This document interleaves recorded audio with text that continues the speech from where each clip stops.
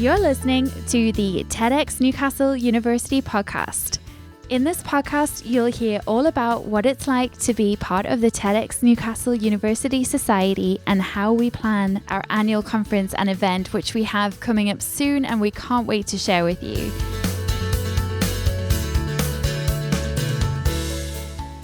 Hello and welcome to Nurture Your Zest, and tonight we have a special session because we are going to be talking about TEDx Newcastle University. So if you haven't watched a Nurture Your Zest live stream before, or you haven't heard of this show before, Nurture Your Zest is a podcast and live stream all about overcoming adversity, the prickly situations in life, and how through courage, creativity and curiosity, you can find inspiration and nurture your zest. So I am the podcast host of this really fun podcast, but at the same time, I'm also executive producer of TEDx Newcastle University, which is so much fun and I really enjoy it. So tonight I am so excited because we will be speaking to our first upcoming TEDx Newcastle University speaker. So our event will take place on Sunday, the 11th of April, and we have 8 fantastic speakers. We have some really great top secret VIP guests, which will be announced soon, and some really exciting and fun workshops. And we have lots of surprises for our attendees. So we wanted to do some live streams as a team because we wanted to tell you a little bit more about our program and what we have coming up, just so that you can get excited with us. And also just be part of the fun, hearing behind the scenes, backstage, what it's like to be a TEDx speaker, how you can prepare if you ever want to do a TEDx talk, and just really get to know some of our speakers. So without waiting too long, I just want to say we are all volunteers. We're all working really hard to bring you a really special event. So hopefully you'll join us. We'll have a link for tickets shortly. But without keeping you waiting, I really want to introduce our speaker. So tonight, I want to introduce you to Lord Richard MacLeod. So Richard is somebody who has a really interesting and powerful inspirational story. He's a man of faith. He loves art. He loves really talking to people from all walks of life. And he also gives so much of his own time back to volunteering and to his community. Richard's story and his talk is going to be about dual identity and exploring the relationship between identity and home, and what home really is, and how we can belong somewhere. So I'm going to bring Richard on now. I'm really excited to share him with you, and thank you so much for watching. Hi, Richard. Hello, how are you? Good evening. Good evening to you, and I'm really enjoying your background. I'm always fascinated when I chat to people about what's going on in their life. So you are an artist, and this is a very creative background behind you. Suppose, yes. It's some of my artwork. First, thank you for hosting me. It's really an honor to be with you. It's an honor to be at the receiving end of your hard work and labor. In one of our conversations before our meetings, we were talking about, how what we'd like to do. And we did ask the question, why you do this? And you mainly was asking the speakers, including myself. But then I was asking you as well, what you're getting out of it, because you're doing the hard labor and you're really working hard. I'm impressed how hard you're working, all of you, the whole team. And I mean, we also had the 2020 pandemic and then moved on to 2021, but then continue also the work. And you simply said, we just love doing it. And it's really amazing, the dedication, devotion, and the hard work you put in. So thank you so much. Thank you, Richard. That's so nice to hear. And our speakers are really special to us because they are working so hard. So for anyone watching, we're going to really get into all kinds of things tonight. We're going to chat to Richard about his story, but also his experience as a TEDx speaker and what actually goes into creating a TEDx talk, because it's a lot more than a lot of people realize. There's a lot of coaching and scripting and references. So we'll go through all of that. But before we do, Richard, can you tell us a little bit about yourself? And you can talk for as long as you want, but can you share your story, who you are, where you've come from, how have you ended up in the UK, and whatever you'd like to say about yourself to our listeners? Hey, how can somebody sum up themselves? I think is the left pitch, I suppose. Well, I feel I'm an immigrant of the world. Uh, as it happens, my family migrated to Saudi as a child, and I lived there and adapted and lived as a child with adapted their surroundings.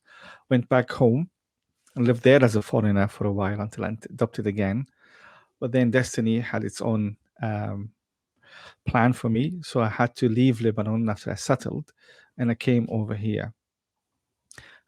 This is one theme that dominated me for a long time, despite of everything I've done. So I've things in Lebanon was really, really hard, really, really, really hard. And despite of that, I managed to join the uni and leave. I was doing some good job. I was trading with some clothes and what have you, but I left it because I want to be working I want to study. And my dream was to become an architect. And then, because I loved art and painting mainly, and that was the only to me, that's the only outlet that will give me money. Because painting wouldn't just give me money, at least back in the days. So I did that, and it was really hard work. It was really, really hard work, and I don't know how I finished uni because again, I ended up working, supporting family, supporting myself, and things developed. But once I graduated, I've reaped the benefits of it because straight away I can have my own business. I've already done my training. I didn't need to have that training anymore. I had my business, and within a year, I was big shot back home. But then I have to leave. Oh, and got married, as you do. Get yourself settled the business and graduated and get married. But I had to leave home. The political ties were too high, and if you want to succeed in Lebanon, you'll have to be associated with one group or another. You cannot just say, I'm on the fence. I'm not with anybody." You'll have to, and the ties currents just was completely against the party that I'm part of. So I had to flee, like many others of them, of the members of that party. So I had to flee home. Some of them were killed. I managed to escape and came over here. It was a very tough culture shock. Asylum seekers are looked down on. They are. Um, they don't. People, the lay person in the street, believe that the asylum seekers are just termites, and they come here to just suck on the economy and live with benefits, which is, and the truth is far from that.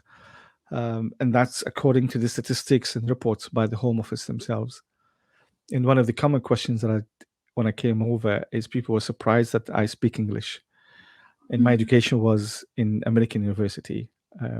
So yes, I spoke English very well. Thank you very much.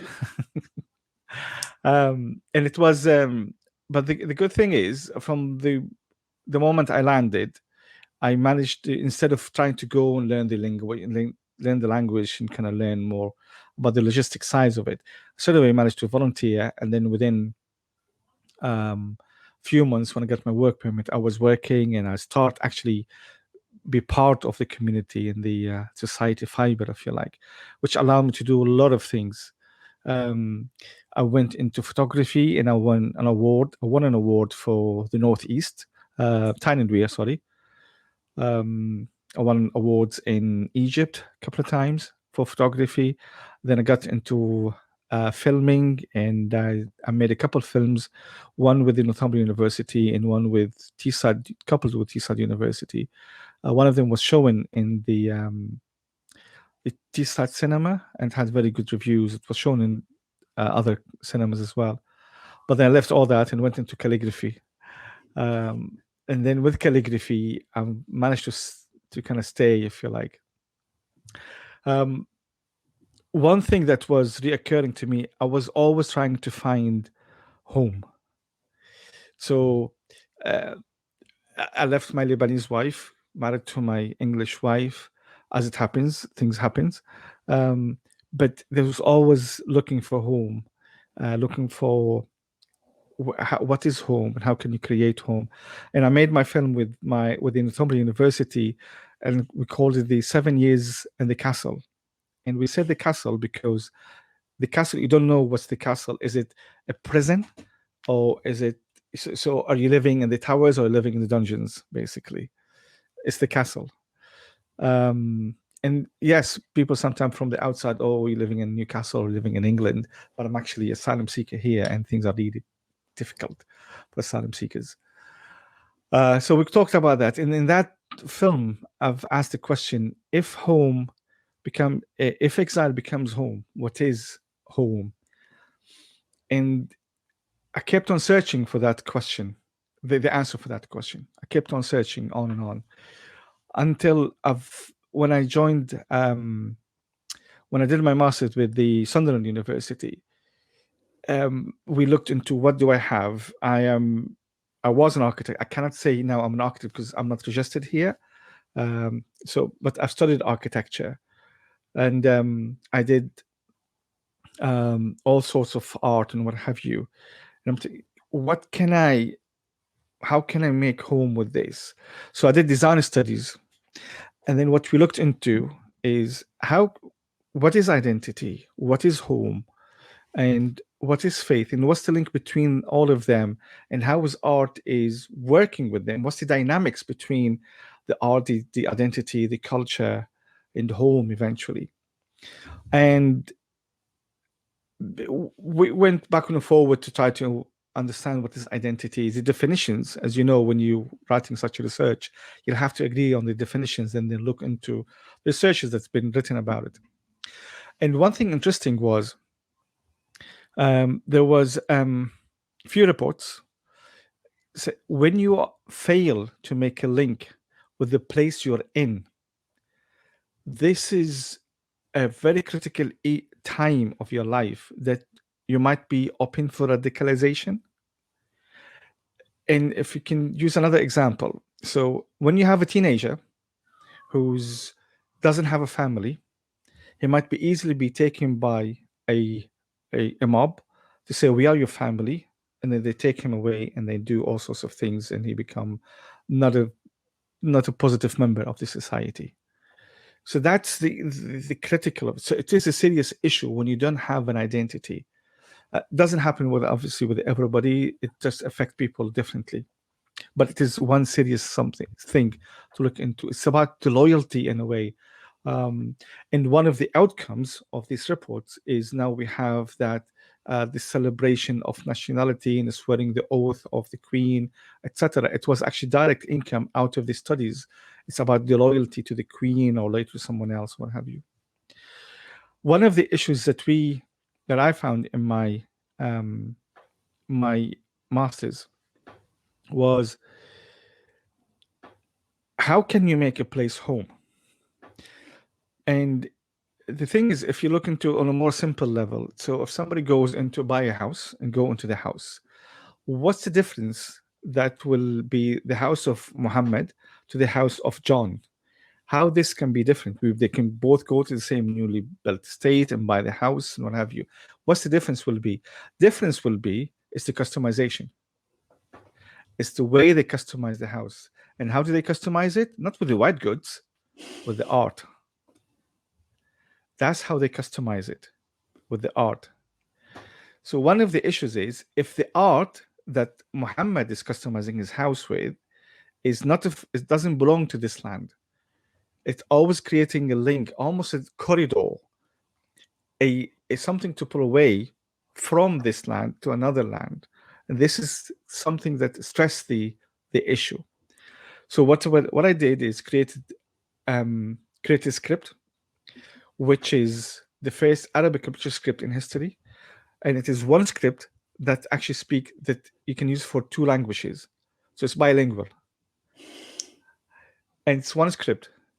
And one of the surprises we have is there's a poster people is going to have on TEDx it's part of the digital goodie bag. They're going to have that poster that actually have the word peace and salam all in one, together in harmony, which is another story, by the way, but maybe we'll mention it a bit later, because I wrote a paper about it and it actually won awards for that. So I suppose I was consumed with identity, with home for a long time, until I settled, and I found that home can be here, and I can have two homes. It doesn't have to be just one home. It can be two homes, and here can be home, and to me now it is home. Thank you so much for sharing. I think that's a really powerful story, and it's actually very raw. Even though I know you have been here a long time, I think for anyone immigrating to another land or going somewhere else is scary. There are different people to meet. There are ways of doing things, the culture. I know when I moved from South Africa, I'd lived there my whole life, to the UK. I also experienced a culture shock, especially around faith and the way you do hospitality, with friends or have people over. You meet at the pub instead of coming to your house. It's a very different thing in the UK. But I think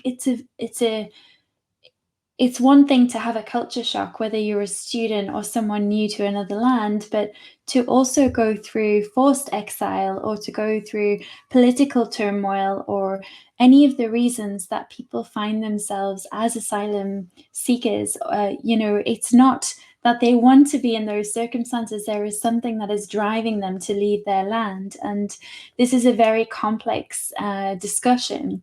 And so it's really interesting, some of the things you said there, because the your lived experience is so powerful, because people have treated you in a particular way that you've really felt and experienced. But I mean, how do you feel now, having gone through that and having experienced this duality between what is home, where do I belong? How do you feel now, years later? If you could go back to yourself and give some advice at that time, is there anything that you think about when you reminisce for home? How do you feel? One of the things about me is not all refugees can go back home because of the political conditions and circumstances they're left within. Some of them because of the natural disasters anyway, but some, in my case, because of the political issues and problems. So I cannot go back home. And I'm almost 50 and I still can't go back home. And I don't know when I'm going to be able to go back home. So that's poignant. And for a long time, I was saying to myself, why would I want to go back home? Do I miss the walls? Do I miss the bricks and mortars? Do I miss the people? The people are not the same anymore. The bricks and mortars are not the same anymore. And this is when I dive deep in to say what makes home and what makes identity. And it's just pure nostalgia, which is, some people like orange. And why do they like orange? And they're happy when they have orange. They just love orange. And there are things that's just completely out of our control. So I have to live with that. And that's one of the lessons I've learned is there are things that you don't go over it. You just learn how to live without it.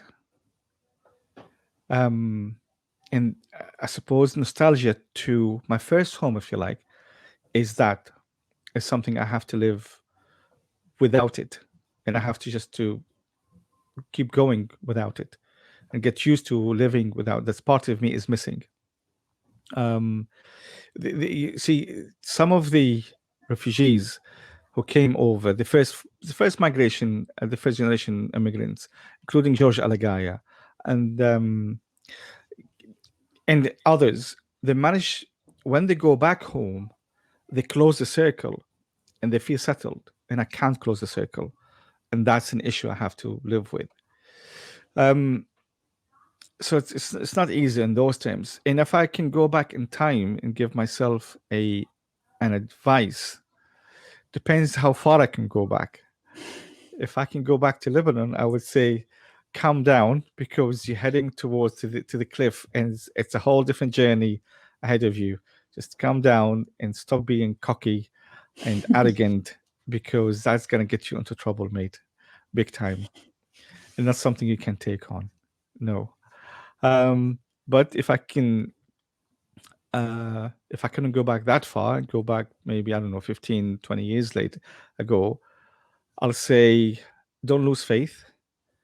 Things will be all right. Despite that I am a Muslim, but there is a song that I really love, because it says, when in times of troubles, Mother Mary comes to me, saying words of wisdom, let it be. I love that as a poem and as a song. And in Islam, we believe in Mother Mary anyway, Virgin Mary.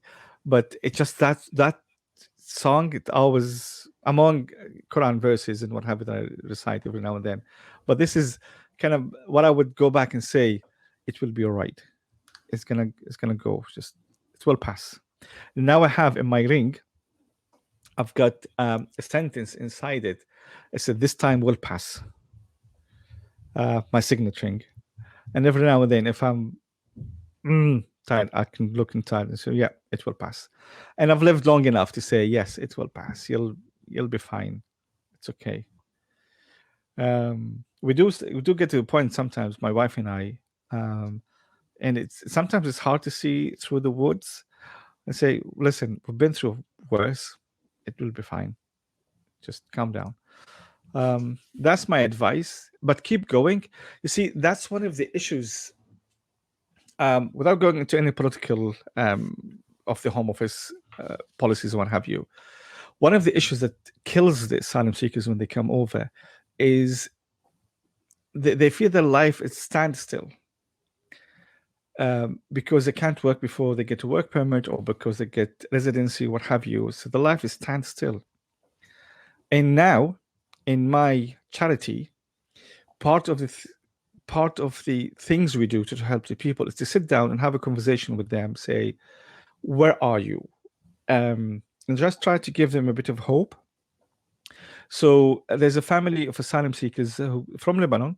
The father, he's an AutoCAD technician, and the mother is a qualified accountant. But they don't have residency, they don't have work permits, so they have to live in a very poor level until they get their papers. But there's all that doubt journey. And I've sat down and spoke with them. I said, "Why don't you try to understand how the UK works in terms of accountancy for the mother, and in terms of AutoCAD demands, and maybe licensing, planning permissions, or what have you. So when you get your residency, you hit the floor running. Rather, now you'll have to start learning." And I managed to speak them and talk them into it. And what you do is, when things are hard now, you need to look for the future, because that will give you the hope. So when things are hard now, because I can't work, I can't do anything. Yes, yeah, you are. But then if you think beyond that, what are you going to do? It's like the typical question when somebody's down and says, "Okay, if you won the lottery, what are you going to do?" And suddenly the chemistry changed. Sparks goes up. "Oh, I'm going to buy a yacht. I'm going to buy a house. I'm going to go to the Alps. I'm going to go to India and travel the world." Brilliant. Let's make that as a plan. So I do that. And that's one of the things I would probably go back and say that. Hello, Anne. Thank you so much for joining us. I love her doodles, by the way. I love your doodles, Anne. She's one of our speakers as well, with TED as well.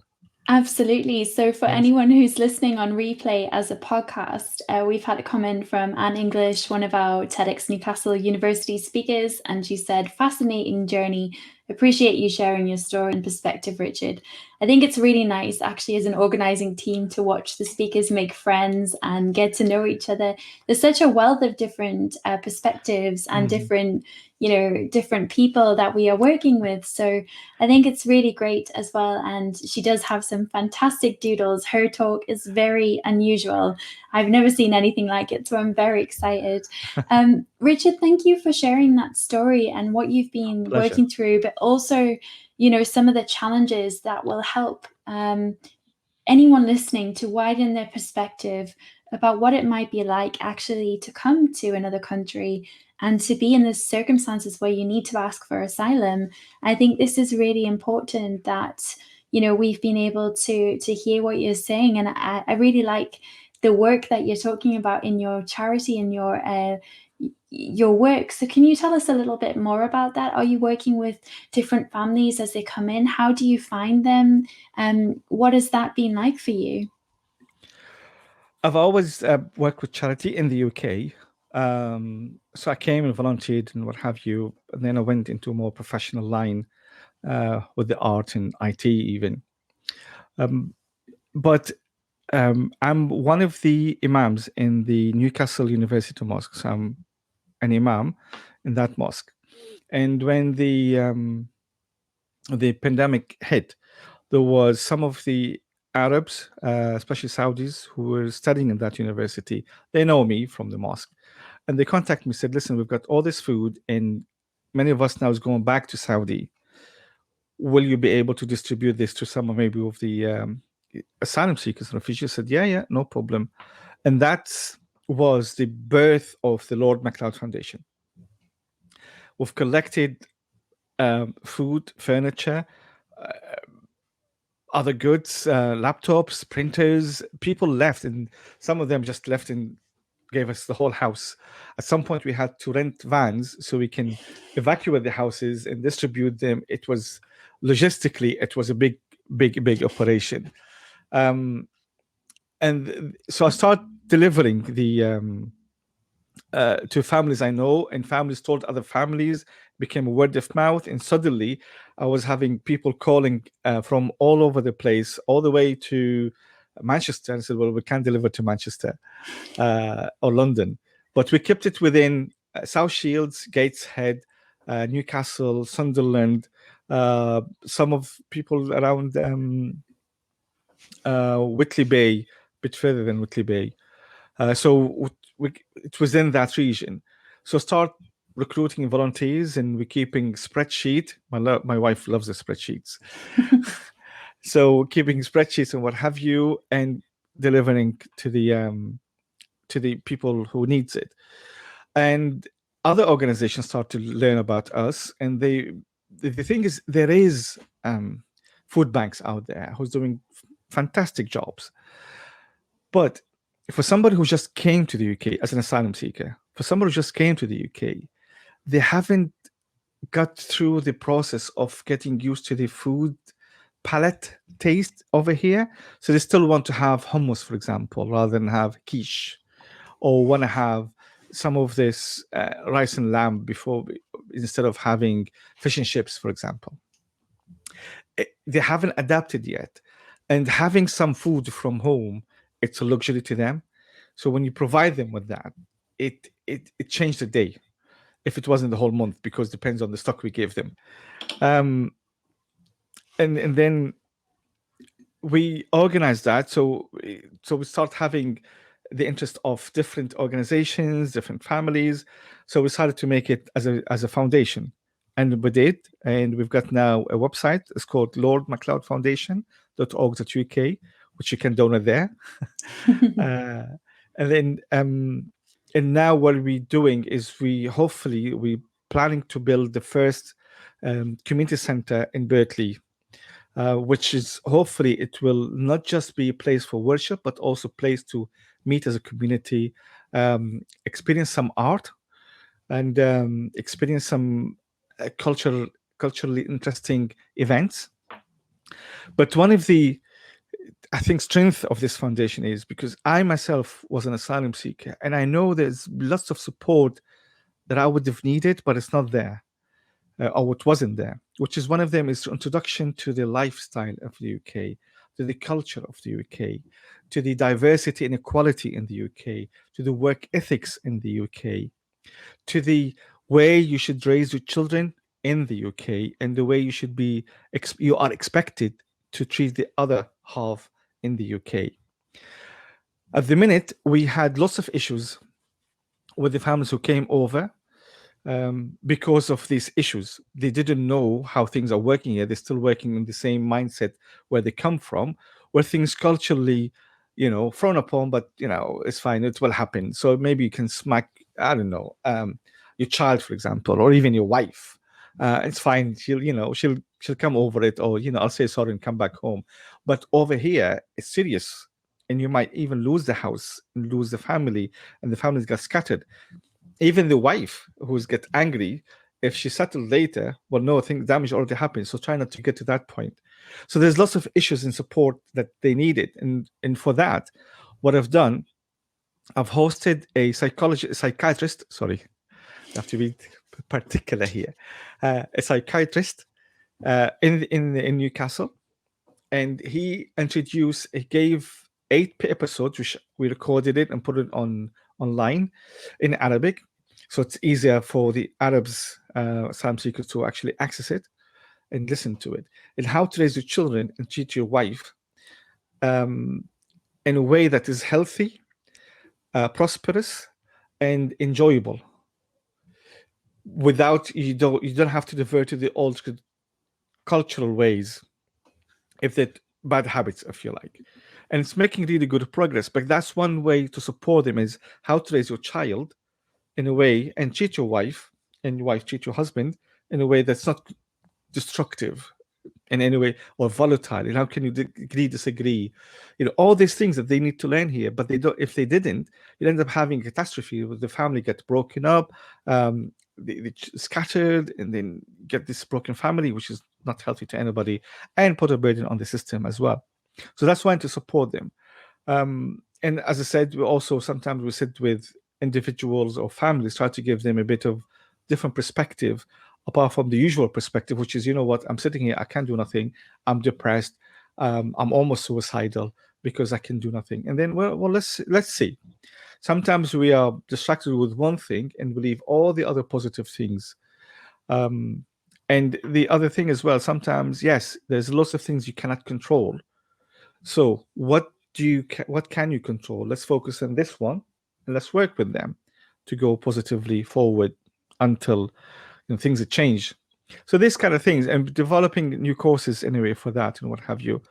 So that's the work of the foundation. I'm trying to work also with other organizations. So I've already got partnership with different organizations in the Northeast. And now we're distributing food for 200 families, 200 house every month, including international students, including locals who are struggling with food, and asylum seekers and refugees. And there is about 20 family who's registered with us, and they cannot make it to the mosque, to the center distribution. So we actually deliver to them, and I personally go out and deliver as well the food, as well as other volunteers. So we do that, and we have every first Saturday of the month we got share a plate. It was initiated by a Syrian family, which they just cook something in their house. Said, listen, that's what would like to give, and sometimes sweet or food or what have you. But we share it with other families, just to make them feel that there is a community that actually look after them, and we should well share a plate with you. It's like sharing a plate with your neighbor, and it's very, very nice, Jess. So that's what we're doing at the minute. Yes. I think it's really important, the work you're doing, and just to hear the scope of it. I mean, the logistics on their own, and making sure you're feeding all these families and delivering to them and following COVID rules. And, there is a lot in that. I think as well, just picking up on your points about educating a little bit about the culture in the UK.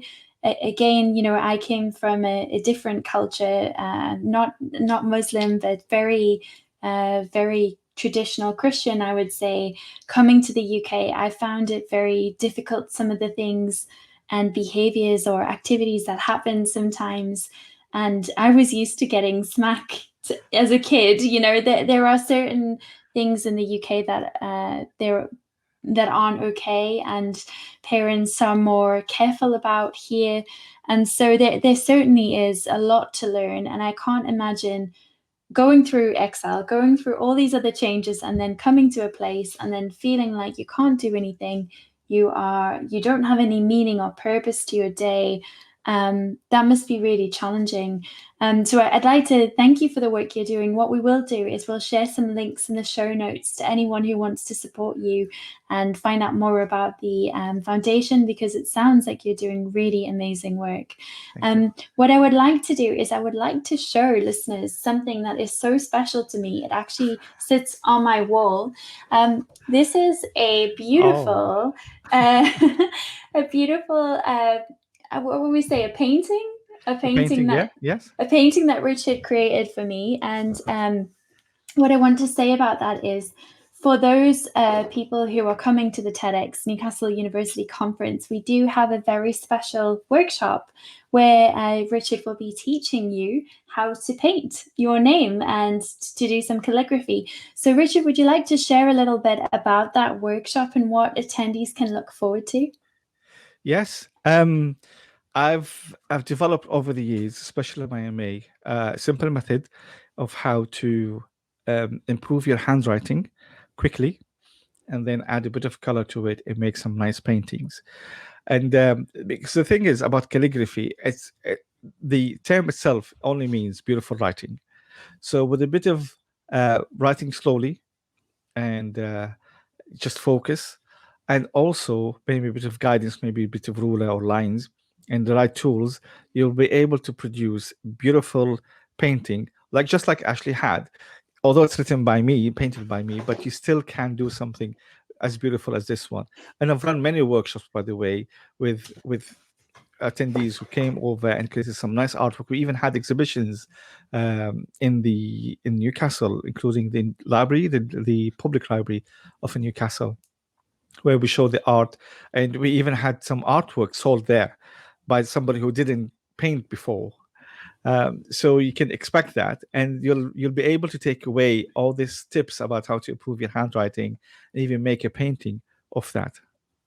Absolutely. I'm very excited about that. And I know our attendees will be too. And we also have the digital gift bag, where we have 2 very exclusive giveaways from Richard. And we're not going to share more about those now, but buy your tickets and you will get that closer to the time. We've got various very nice giveaways from different speakers and some of our supporters and sponsors. So very, very exciting. So for most people listening, I'm suspecting, since it's TEDx Newcastle University, they want to know what to expect in your talk. So can you give us a sneak preview? We know that you can't tell us everything, but what can we expect coming to watch your TEDx talk? What are you going to tell us? I'm going to be talking about finding a home, and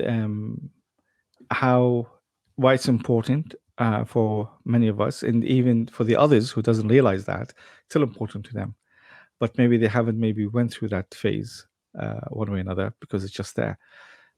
Why it's important, and how you would make a home. How would you make any place a home, actually? So that's as much I'm gonna give. Okay, well, thank you for keeping it a sneak preview, because we don't want to give too much away. So how has your preparation gone, Richard? What kind of work have you actually found putting into doing a TEDx talk? But also, have you felt surprised at all about anything in your TEDx journey so far? Oh, by George, yes. Maybe I shouldn't say by George, being a Muslim, but yes. I haven't realized the amount of work that goes into it. I was so surprised, and because of that, I was also surprised of the dedication of the team, because they know this before even they start. I mean, I came into the party obviously late, because the team would have started way before me, and it would continue after me. And this is all like really busy bees in the background, while just somebody will come up on the stage, swang for about 20 to 10, 15 minutes, and then gracefully bow and leave, while the bees are working really hard in the background. So, guys, really, it's big applause for you. So I was surprised of the amount of work it takes. I was surprised of the amount of probably organization. Um, um, I thought, well, Jenny Hastenfoss now saying, sounds so interesting how to find a home. Will be buying my ticket. And I thought for a second, will be buying my house. We've also had another comment from someone saying they're really proud of what you've done with yourself, and I don't know who that is, but we'll find out later when we look at the comments. But it's really nice to see some of the comments coming in. I know that Simon also said that he is mending his office chair while he's watching. Simon is another one of our speakers. Yes. But I think this is a really important point, because a lot of people want that moment on the red circle, the red dot, to do their TEDx talk and have their letters and that photograph.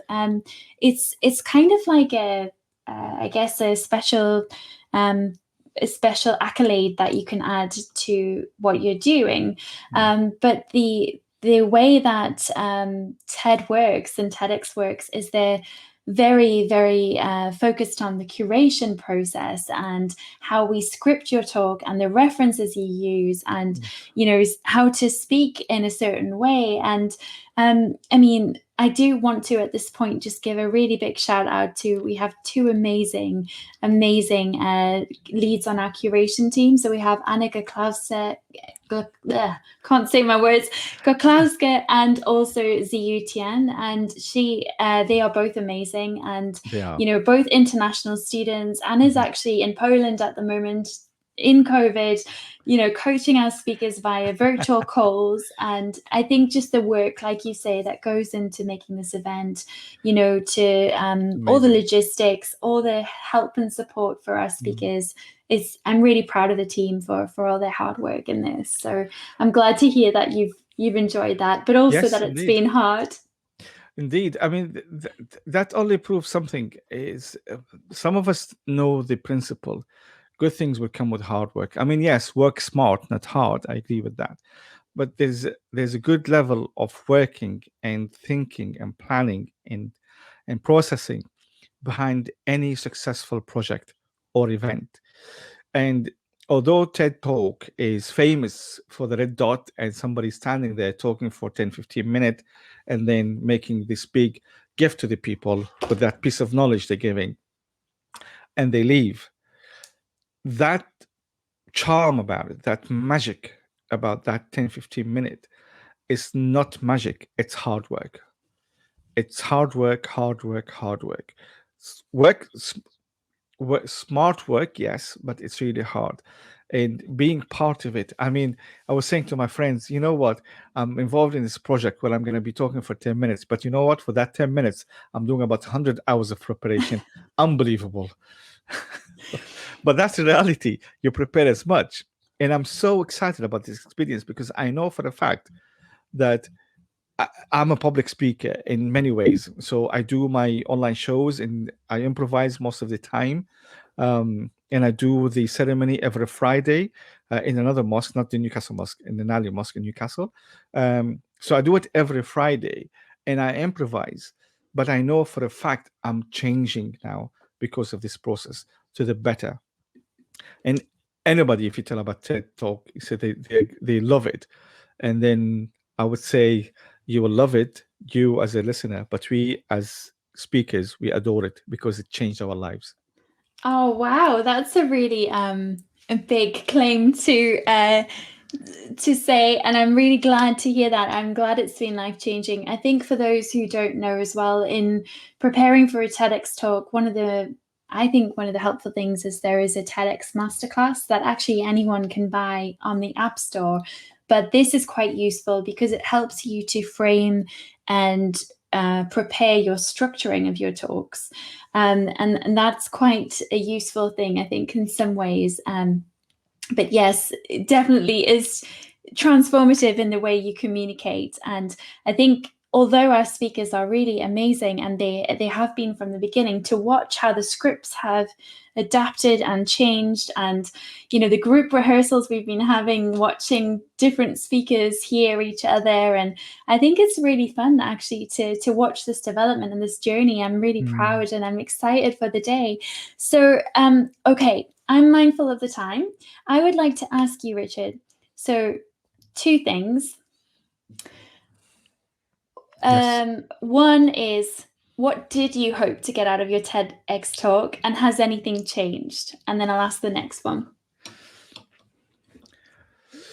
I hope that I would do it really well, and because I just love to do things properly and be successful. It's just my addiction, and that only time will tell. But I know on a personal level, it changed a lot about how I prepare, if you like, my talk, even if I'm going to improvise. But it changed a lot of my thinking about the process.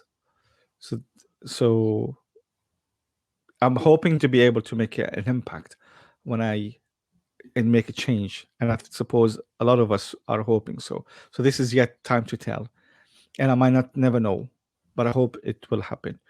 But I know, as I said, it changed me, and that's something I'll always have. And I can say to my daughter, I'm a TED speaker.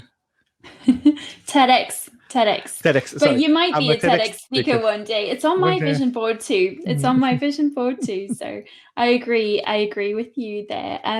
Can I ask, so the other question I really wanted to ask, Richard, is just about,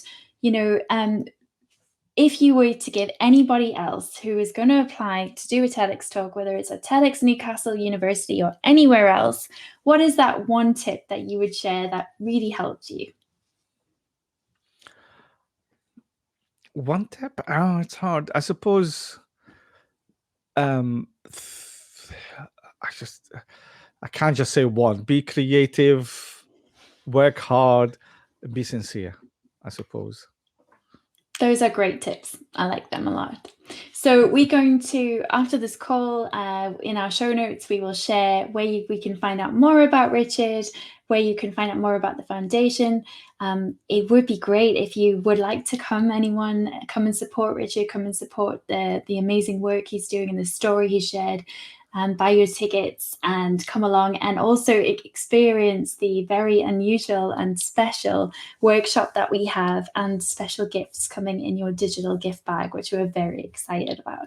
So Richard, I'm going to now remove you from the stream. Before I do, is there anything else you want to share with us? Thank you all for coming, for those who listened, and thank you all for who will listen later. Thank you so much for supporting TEDx in Newcastle. Please continue the support, because it's a life-changing experience to many who joined in, but hopefully also it will help to improve the life and well-being and make them people more happy and productive in the future for those who listen in. Thank you so much for your help and your support. Thank you, Richard. Take care. Bye. Thank you so much to anyone who has been listening tonight. So if you have just joined us, or you're watching this later, I just want to say we are doing this to really just give you a little bit of a behind the scenes of our speakers, and just how amazing they are, the hard work they're putting in. They have this one opportunity for an 18-minute talk, or sometimes less. And so to have a little bit more time to get to know them, get to know their experience, what they're doing, is really special. So if I can encourage you to tell your friends, buy tickets, and hopefully join us on Sunday the 11th. We have got a really, really exciting program for you. We have got some more live streams coming, more backstage with our TEDx speakers. So keep your eyes peeled on our social media, and we will bring more speakers to you soon. Thank you so much for joining us, and have a wonderful evening. Thank you for listening to TEDx Newcastle University podcast. This podcast is kindly sponsored by TL Multimedia, That Branding Company, and Blind Sea Photo.